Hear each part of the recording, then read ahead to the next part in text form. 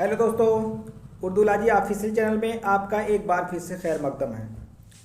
आज ये RPSC assistant professor की 7वीं क्लास है। जो लोग चैनल को पहली बार विजिट कर रहे हैं चैनल को सब्सक्राइब कर लेंगे, लाइक और शेयर भी कर लेते हैं। आइए आज के पहले सवाल पर। सवाल नंबर 128 सवाल है कि अकबर के अहद में बैरूनी मुसलमानों और मुकामी हिंदुओं की ज़बान के मेल जोल से उर्दू बनी। यानी उर्दू के पैदाइश के बारे में ये किसने कहा था, ये किसका नज़रिया है? तो ये अकबर के अहद वाला ये जो नज़रिया है वो किसने कहा? मीर अम्मन ने। मीर अम्मन ने किताब लिखी बागो बहार के दीबाचे में ये बात उन्होंने बताई है। ठीक, तो सवाल नंबर 128 का जवाब हो जाएगा मीर अम्मन। अगला सवाल है बिकट कहानी का दूसरा नाम क्या है? बिकट कहानी, बिकट माने क्या होता है? बिकट माने परेशानी। ये कहते नहीं कि बहुत बड़ी बिकट परिस्थिति आ गई, यानी बिकट माने परेशानी। तो बिकट कहानी यानी परेशानी की कहानी। बिकट कहानी का एक और दूसरा नाम है, उसका क्या नाम है? उसका नाम है बारामासा। यानी बिकट कहानी को बारामासा के नाम से जाना जाता है और इसको लिखा अफजल पानीपती, कहीं कहीं अफजल झंझानवी के नाम से भी आपको मिलेगा।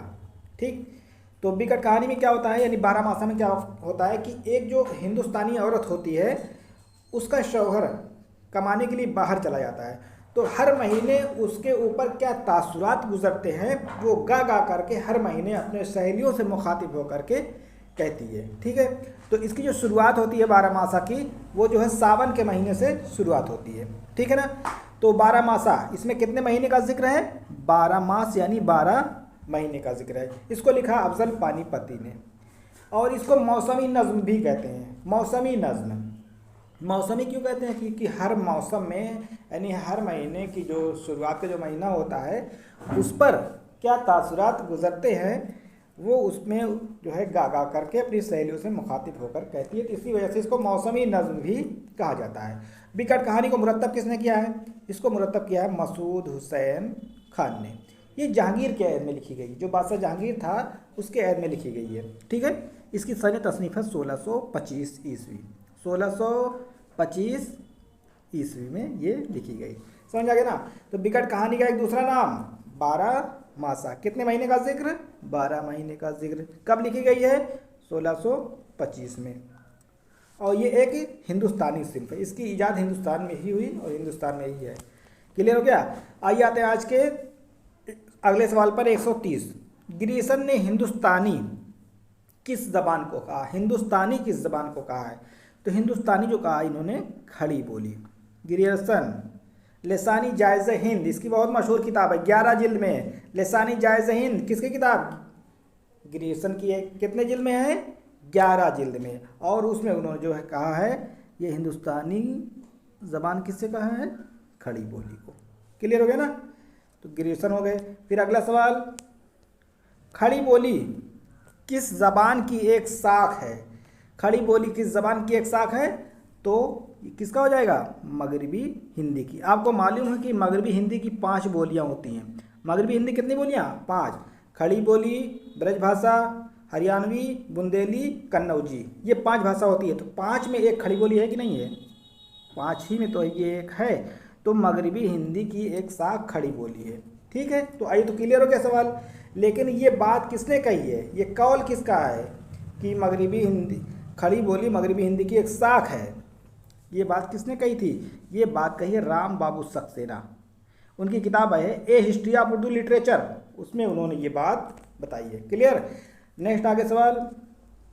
अगला सवाल है सवाल नंबर 132 आर्याई ज़बानों में वो कौन सी वाहिद ज़बान है जिस पर अरबी के बराह रास्त असरात पड़े हैं? अरबी के यानी इनमें से जो गुजराती, मराठी, हिंदी और सिंधी, इस पर किस पर जो है अरबी के असरात है? तो सिंधी में, जो सिंधी ज़बान है उसमें जो है अरबी ज़बान के असरात पाए जाते हैं।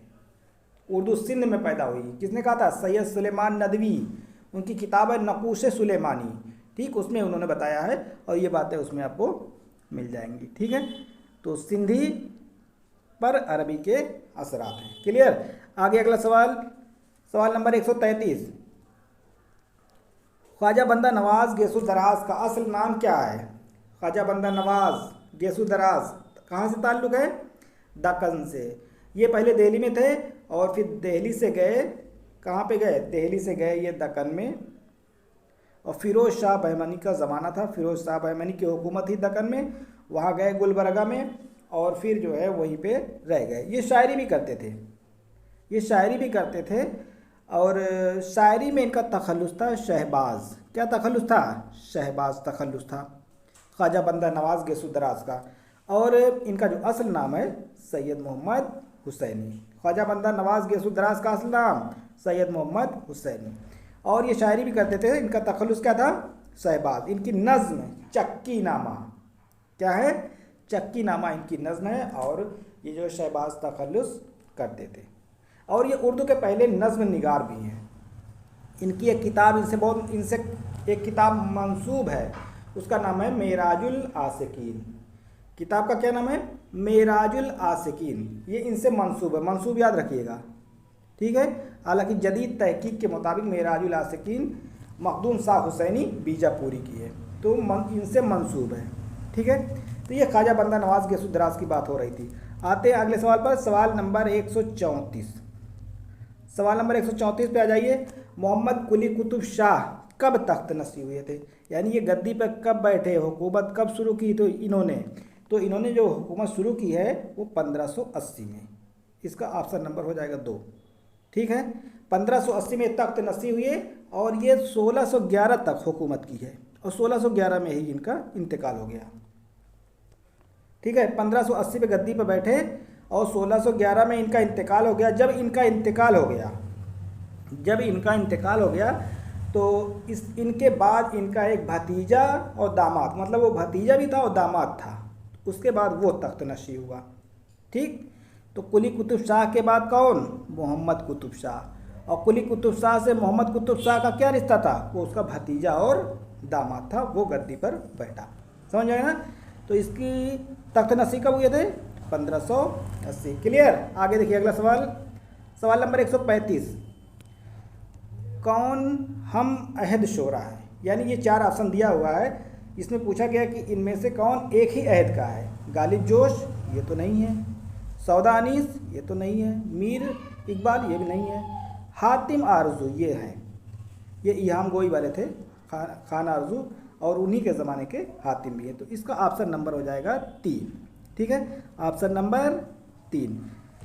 अगला सवाल, ब्रज भाषा का मरकज़ी शहर कौन सा है? ब्रज भाषा कहाँ बोली जाती है? मथुरा, वृंदावन, कृष्ण कन्हैया वाला इलाका, ठीक है। आगरा मथुरा में कौन सी ज़बान? ब्रज भाषा, वहाँ पर ब्रज भाषा का असर है। तो दोनों याद रखिएगा। यहाँ आगरा अगर ऑप्शन में रहे, मथुरा ना रहे, तो समझ जाइए कि इसका जवाब आगरा भी होगा। तो ब्रज भाषा, मथुरा और आगरा। क्लियर। चलिए आगे अगला सवाल, सवाल नंबर 137। वो कौन सा शायर है जिसने 4 कुतुब शाही बादशाहों का ज़माना देखा? 4 कुतुब शाही बादशाहों का ज़माना किसने देखा था? वजही ने। किसने? वजही ने। पहले सबसे पहले किसका देखा? पहले इब्राहिम कुतुब शाह, फिर कुली कुतुब शाह, और इसके दरबार में तो वाबस्ता ही थे। तो इब्राहिम कुतुब शाह, कुली कुतुब शाह, फिर मोहम्मद कुतुब शाह, फिर अब्दुल्ला कुतुब शाह। इस तरीके से इन्होंने 4 बादशाहों का ज़माना देखा। याद रखिएगा, पहले इब्राहिम कुतुब शाह, फिर उसके बेटे कुली कुतुब शाह, फिर उसका भतीजा और दामाद मोहम्मद कुतुब शाह, फिर उसका बेटा था अब्दुल्ला कुतुब शाह। समझ में आ गया ना? तो ये 4 बादशाहों का ज़माना वजही ने देखा था। क्लियर। चलिए आगे बढ़ते हैं अगले सवाल पर। सवाल नंबर 139। सवाल नंबर 139 है, मसनवी गुलशन इश्क में किसका किस्सा बयान किया गया? ये मसनवी गुलशन इश्क किसने लिखी थी? नुसरती ने एक मसनवी लिखी थी, गुलशन इश्क। हालांकि उसकी 3 मसनवी हैं, गुलशन इश्क, अलीनामा, तारीख सिकंदरी। ये 3 मसनवी है, तीनों याद रखिएगा, गुलशन इश्क, अलीनामा, तारीख सिकंदरी। तो ये जो गुलशन इश्क लिखी है ये एक इश्किया मसनवी है, और इसमें जो है कुंवर और मधुमालती का किस्सा बयान किया गया है। समझ आ गया ना? यानी इसके जो मरकज़ी किरदार है उसमें यही है, कुंवर उदयभान की कहानी इस मसनवी में बयान की गई है। गुलशन इश्क किसकी है? नुसरती की। कब लिखी है इन्होंने लिखी है इस मसनवी को 1657 में। कब लिखी है? 1657 में। और जो मसनवी गुलशन इश्क नुसरती ने लिखी है वो किसकी फरमाइश पर लिखी है? अब्दुस समद। नाम याद रखिएगा, अब्दुस समद। अब्दुस समद की फरमाइश पर। फरमाइश किसकी? अब्दुस समद। ये सवाल अक्सर पूछे जाते हैं कि जो है नुसरती ने जो मसनवी गुलशन इश्क लिखी है किसकी फरमाइश पर? अब्दुस समद। कब लिखी? 1657 पर। कहानी मनोहर और मधुमालती की बयान की है। क्लियर? चलिए आते हैं अगले सवाल पर। कुतुब मुस्तरी किसकी तसनीफ है? ये तो आसान है, आपको मालूम है। कुतुब मुस्तरी किसकी है? मुल्ला वजही की है। मुल्ला वजही की तसनीफ है कुतुब मुस्तरी। कब लिखी गई है? ये लिखी गई है 1609 ईस्वी में। ये मसनवी लिखी गई है 1609 में लिखी गई है। अगर हिजरी पूछा जाए तो हो जाएगा 1018। ये 1018 हिजरी में लिखी गई है और 1609 कितने दिन में लिखी थी? 12 दिन में लिखी गई। अगर पूछा जाए इसमें कितने किरदार हैं तो 12 किरदार हैं। किसकी फरमाइश पर लिखी गई? कुली कुतुब शाह की फरमाइश पर ये लिखी गई। और इस मसनवी के तमाम किरदारों का नाम सितारों के नाम पर रखा गया है। सितारा जैसे होता है ना, गिरह जो होता है उसको मरीख, उर्दू में क्या कहेंगे? मरीख है, और कुतुब है, मुस्तरी है, जोहरा है। ठीक है, जोहरा पढ़ा जाएगा, जहरा नहीं, जोहरा है। ये एक सितारे का नाम होता है। कुतुब हो गया। तो इस तरीके से जितने भी किरदार उसमें आए हैं सब सितारों के नाम पर रखे गए हैं। क्लियर हो गया ना? तो कुतुब मुस्तरी वजही की हो गई। अगला सवाल, सौदा किसके कहने पर उर्दू में शायरी शुरू की? सौदा ने किसके कहने पर शायरी शुरू की थी? उर्दू की बात हो रही है, देखिए यहाँ पे। सौदा पहले शायरी, फारसी शायरी करते थे। ये सौदा जो थे सबसे पहले फारसी में शायरी करते थे। तो खान आरजू उनके फारसी के उस्ताद थे। तो खान आरजू ने कहा कि भैया ऐसा है कि जो है जो शायरी तुम कर रहे हो फारसी में तो ठीक है, लेकिन उर्दू का मैदान खाली है। तुम जो है उर्दू में भी शायरी कहा करो, यकताए ज़माना हो गए। तो सौदा को अपने उस्ताद आरजू की, खान आरजू की बातें उनके दिमाग में घर कर गई और उन्होंने अपने उस्ताद आरजू के कहने पर उर्दू में शायरी करना शुरू किया। समझ में आ गया ना? यानी ध्यान दीजिए, ये आरजू इनके फारसी के उस्ताद थे और इन्होंने ही उनसे उर्दू में शायरी कहने के लिए कहा। क्लियर हो गया ना? तो सौदा ने किसके कहने पर उर्दू में शायरी शुरू की थी? आरजू की। एक चीज़ और है कि अगर पूछा जाए सौदा के जो उर्दू के शायरी के उस्ताद थे वो कौन थे? शाह हातिम थे।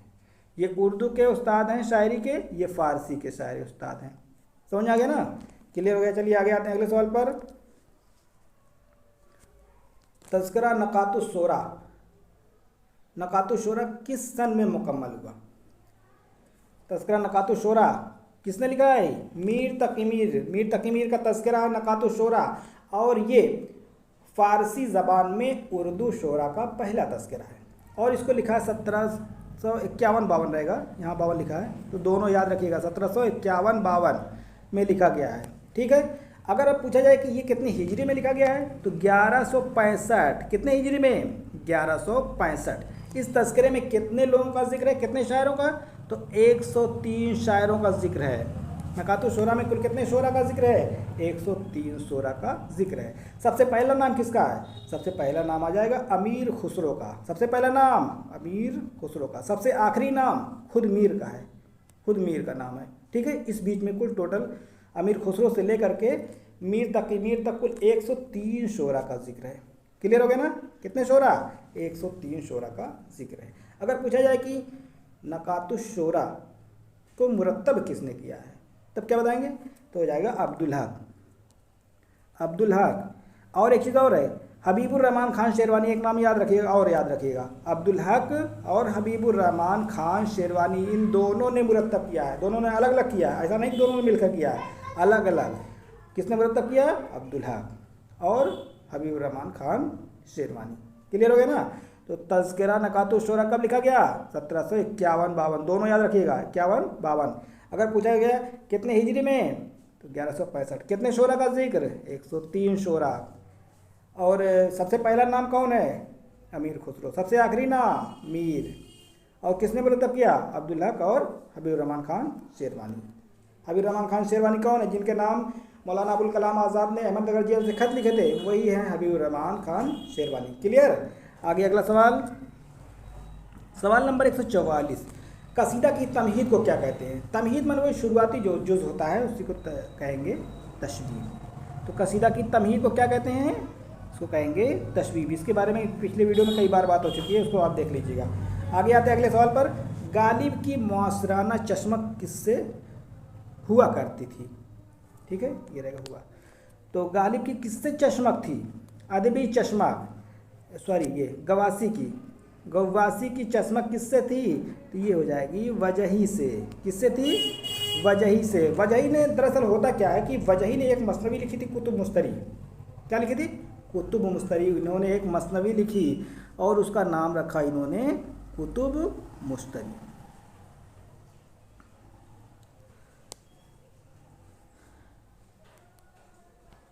इन्होंने एक मसनवी लिखी, उसका नाम रखा कुतुब मुस्तरी, वजही ने। ठीक है, वजही ने एक मसनवी लिखी, उसका नाम रखा कुतुब मुस्तरी। और उसी कुतुब मुस्तरी में वजही ने जो है गवासी पर तंज कर दिया कि मैं जो है, उसमें एक शेर इन्होंने कहा है, एक मिसरा है कि ये वो मोती है जो न गवास पाए। गवास के माने हालांकि होता है गोताखोर, जो गोता लगाता है नदी में, समुद्र में जो गोता लगाता है उसको गवास कहते हैं। गवास में तैरने वाला, तैराक जिसे कह सकते हैं। ठीक है, तो होता क्या है कि वजही ने अपनी मसनवी कुतुब मुस्तरी में ये बात कह दी कि ये वो मोती है जो न गवास पाए। तो गवास ठन गए, तो इन्होंने भी एक मसनवी लिखी, उसका नाम है सैफुल मलूक व बदीउल जमाल। तो यहाँ तो एक चीज़ और हो जाती है कि कुतुब मुस्तरी के जवाब में कौन सी मसनवी लिखी गई? तो हो जाएगी सैफुल मलूक व बदीउल जमाल। किसने लिखी थी? गवासी ने लिखी थी। और गवासी और वजही में अदबी चश्मक थी। समझ आ गया ना? चलिए आगे अगला सवाल, सवाल नंबर 146। सवाल नंबर 146 की वालिय टोंक की मदह में किसने कसीदे लिखे? हालांकि आपको मालूम है कि गालिब ने कुल 4 कसीदे लिखे थे, 2 बहादुर शाह जफ़र की मदह में, 2 हज़रत अली की मदह में। ठीक है, इसके अलावा और भी कसीदे लिखे थे। अंग्रेज़ी हुक्काम के नाम लिखे थे, वालिय अलवर के नाम भी लिखे थे, अलवर के नाम भी लिखे थे। तो यहाँ अलवर होना चाहिए, इसका जवाब हो जाएगा गालिब। ठीक है, अगला सवाल है कि सबसे पहले दिल्ली और लखनऊ के दबिस्तान शायरी को मुस्तकिल हैसियत से अलहदा किसने किया? ठीक है, सबसे पहले दिल्ली और लखनऊ, सबसे पहले दिल्ली और लखनऊ की शायरी को मुस्तकिल हैसियत से अलहदा किसने किया?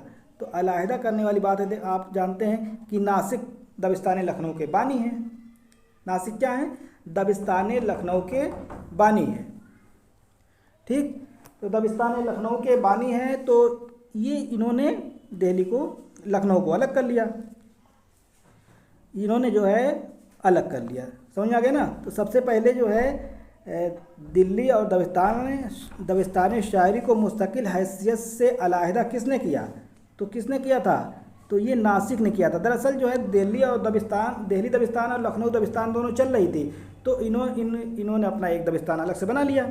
यानी बानी किसको कहा जाता है? नासिक। जब इन्होंने इसको अलग कर लिया, नासिक ने जब लखनऊ को अलग कर लिया, नासिक ने जब उसको अलग कर लिया तो बचा दिल्ली बच गया। ठीक है, यानी दोनों अलग अलग हो गया, यानी दोनों को अलग अलग कर लिया। समझ आ गया ना? तो सबसे पहले दिल्ली और लखनऊ के दबिस्तान शायरी को मुस्तकिल हैसियत से अलहदा किसने किया था? तो नासिक ने। जब नासिक ने लखनऊ को अलग कर लिया तो दिल्ली अपने आप अलग हो गया, तो दोनों जो है अलग अलग दबिस्तान हो गए। ठीक है, फिर अगला सवाल है 148। 148 है कि दाम हर मौज में है हल्के सदकाम नहंग। इसका मिसरा सानी क्या होगा? यानी इसका दूसरा मिसरा क्या होगा? तो इसका दूसरा मिसरा हो जाएगा देखे क्या गुजरे है कतरे पे गुहर होने तक। तो इसका ऑप्शन नंबर हो जाएगा 3। ठीक है, आह को चाहिए एक उम्र सर होने तक, कौन जीता है तेरी जुल्फ के सर होने तक। हमने माना कि तगाफुल ना करोगे लेकिन खाक हो जाएंगे हम तुमको खबर होने तक। उसी का ये है। ठीक है, और ये किसका है? ये गालिब का है। क्लियर हो गया? चलिए आते हैं अगले सवाल पर। अगला सवाल है कि मैंने अपनी नज़्म और नस्र की दाद, मैंने अपनी नज़्म और नस्र की दाद जैसी चाही वैसी पाई नहीं, आप ही कहा आप ही समझा। ये किसका कौल है? ये गालिब कह रहे थे अपने बारे में कि मैंने अपनी नज़्म और नस्र यानी जो भी लिखा, मैं जैसी दाद मुझे पाना चाहिए था मैं वैसी पाया नहीं, अपना ही कहा और अपना ही समझा। ठीक है। तो दरअसल होता क्या है कि गालिब इतनी मुश्किल शायरी करते थे, गालिब की ज़बान इतनी मुश्किल थी, फारसियत का गलबा था कि जो है लोगों को थोड़ा सा कम समझ में आती थी। बल्कि जो है एक मुशायरे में गालिब ने कोई गज़ल पढ़ी और लोगों को समझ नहीं आया। तो एक थे ऐश लखनवी, क्या नाम था उनका, ऐश लखनवी। तो ऐश लखनवी ने जो है तुरंत उसी में, जब गालिब बैठे ही थे तो ये खड़े हुए और एक शेर पढ़ा कि अगर अपना कहा तुम आप ही समझे तो क्या समझे, अगर अपना कहा तुम आप ही समझे तो क्या समझे, मज़ा कहने का जब है एक कहे और दूसरा समझे, कलामे मीर समझे और ज़बाने मीर्ज़ा समझे, मगर उनका कहा ये आप समझे या खुदा समझे। ठीक, तो गालिब को और टच हो गई। फिर जो है गालिब को ये बात बड़ी ख़राब लगी। फिर गालिब ने भी जो है उसके जवाब में कहा था कि न 27 की तमन्ना न सिले की परवाह, गर है नहीं मेरे अशार में मानी न सही। ठीक है, तो ये बात किसने कही थी, गालिब ने। ये सारी बातें सुनने के बाद आपको समझ में आ गया होगा ना। तो मैंने अपनी नज़्म और नस्र की दाद जैसी चाही वैसी पाई नहीं, आप ही कहा आप ही समझा। ये कौल किसका है, ये गालिब ने कहा था। लोग तो खूब तंज करते थे लेकिन गालिब को इसकी कोई परवाह नहीं थी। आखिरी सवाल, सवाल नंबर 150 इस पेपर का आखिरी सवाल है। किस शायर के कलाम में एक मुसलसल शोर और इस्तिराब की कैफियत पाई जाती है, शोर, मुसलसल शोर पाया जाता है, एक इस्तिराब की कैफियत पाई जाती है, किसके यहाँ पाया जाता है। तो इसका जवाब क्या हो जाएगा, इसका जवाब हो जाएगा मीर तकी मीर। इसका जवाब क्या हो जाएगा, मीर तकी मीर। मीर का एक शेर है ना कि जहाँ से देखिए एक शेर शोर अंगेज़ निकले, जहाँ से देखिए एक शेर शोर अंगेज़ निकले, क़यामत का सा हंगामा है मेरे दीवान में, क़यामत का सा हंगामा है मेरे दीवान में। तो अब जहाँ से देखिए एक शेर शोर अंगेज़ निकले, तो मुसलसल शोर कहाँ पाया जाता है, मीर के यहाँ पाया जाता है। और जो शेर मैंने पढ़ा ये गालिब के तीसरे दीवान में दर्ज है। ठीक, वीडियो कैसी लगी आप लोग जो है कमेंट में ज़रूर लिखा करिए, लाइक और सब्सक्राइब भी अपने दोस्तों में कर दीजिए। अस्सलाम वालेकुम।